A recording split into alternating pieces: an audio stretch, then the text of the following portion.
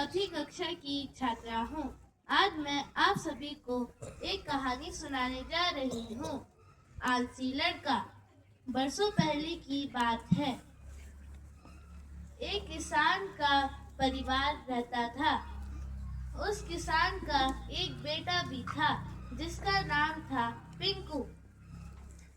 पिंकू बहुत ही आलसी और कामचोर था और किसान मेहनती था। एक बार पिंकू ने अपनी माँ से खाना मांगा। पिंकू ने कहा, माँ, मुझे भूख लगी है, मुझे खाना दे दो। माँ ने गुस्से में कहा, तुम्हें काम धंधा तो कुछ है नहीं, तुम्हें खाना पीना और बस सोना अच्छा लगता है। पिंकू गुस्सा हो गया और घर से चला गया। थोड़ी देर बाद में पिंकू घर वापस आ गया और घर पे आकर वापस कोने में जाकर बैठ गया।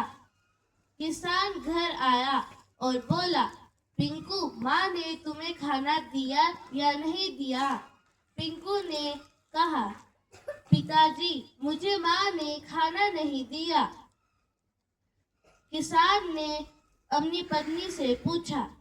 पत्नी ने कहा, इसे काम धंधा कुछ नहीं, बस खाना पीना और सोना अच्छा लगता है।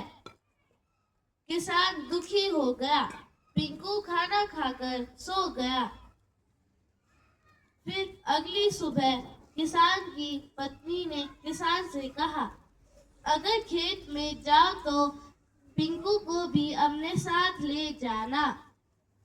किसान ने कहा, ठीक है, मैं पिंकू को अपने साथ ले जाऊंगा। किसान ने पिंकू को अपने पास बुलाया और कहा, पिंकू, चलो मेरे साथ, मैं तुम्हें खेत में नया नया काम सिखाऊंगा। पिंकू ने कहा, नहीं, मैं घर पर सोऊंगा, आप चले जाइए। किसान दुखी होकर और खेत में चला गया। किसान खेत में काम कर ही रहा था कि उसे एक सांप ने काट लिया। वह जोर जोर से बचाओ बचाओ चिल्ला रहा था। आस पड़ोस के खेत वाले मजदूर भी वहां आए और उसे उठाकर घर ले गए। किसान की तबीयत उसी दिन से बहुत खराब रहने लगी। किसान कमजोर रहने लगा। किसान की पत्नी ने एक बार पिंकू को अपने पास बुलाया और कहा, पिंकू, अभी भी मौका है, काम कर लो। घर में जितने पैसे बचे हैं वो भी खत्म हो जाएंगे। 2 वक्त की रोटी अभी तुम खा रहे हो, उसके बाद तो एक वक्त की रोटी भी खत्म हो जाएंगी। पिंकू फिर गुस्सा हो गया। किसान ने पिंकू को अपने पास बुलाया और कहा, पिंकू, पता हो तो मैं खेत में क्यों जाता हूँ? पिंकू ने कहा, काम करने के लिए। किसान ने धीरे से कहा, नहीं, पता हो तो तुम्हारे दादाजी ने हमारे खेत में एक खजाना छुपाया है। पिंकू मन ही मन खुश हुआ और बोला, अगर वो खजाना मुझे मिल जाए तो मैं और मेरा परिवार अमीर हो जाएंगे। फिर पिताजी ने कहा, आज तक मैं उस खजाने को ढूंढ रहा हूँ, परंतु वो मुझे नहीं मिला है।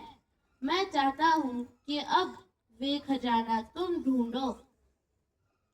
पिंकू अपना सामान बांधकर खेत की ओर निकल गया।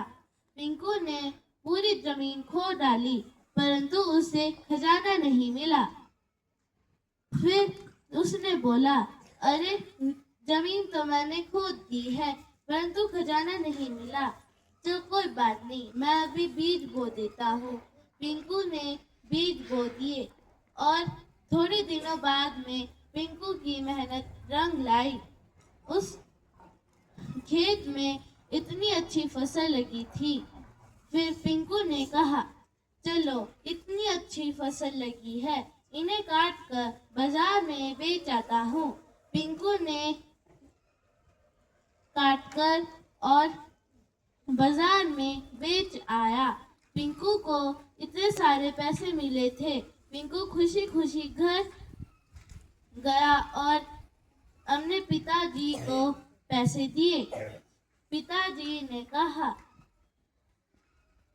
पिताजी से कहा,